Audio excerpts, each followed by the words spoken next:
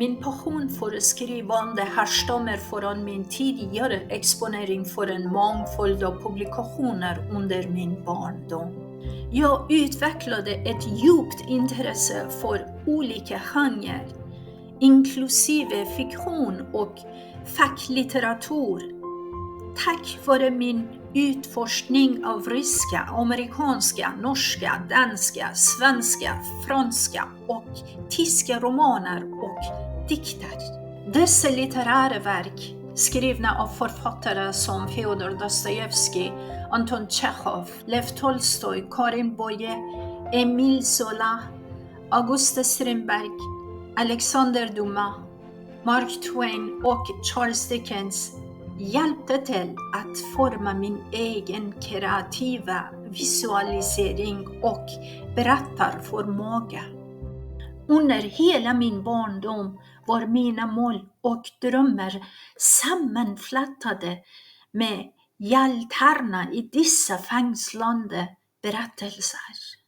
Min resa som författare tog fart när jag stötte på Alexander Dumas samling, särskilt Joseph Balsamo. Inspirerad av hans verk skrev jag min allra första skönlitterära berättelse vid 10 års ålder.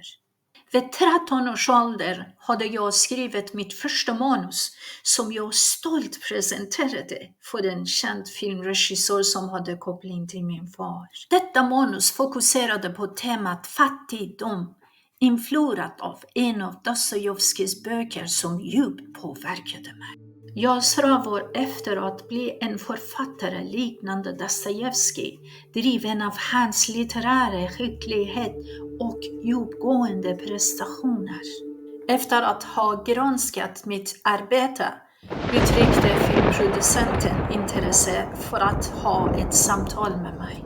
På en kallregnig onsdag morgon hämtade min far mig från skolan och tog mig till regissörens kontor.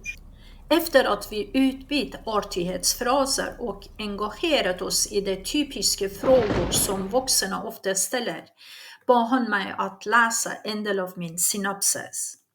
Därefter gav han mig värdefulla råd och sa: Maria, för att verkligen skildra regnet måste du stå under det. Uppleva det på nära håll och sedan skriva om det. Det är viktigt att fokusera på ämnen som har personlig betydelse för dig.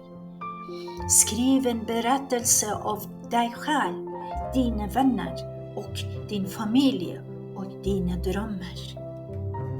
De orden resonerade djupt inom mig och jag gjorde det till en poäng att omsätta dem i praktiken. Hans råd var verkligen ovärderliga och även efter hans bortgång 2 år senare vårdade och internaliserade jag den visdom han delade med mig.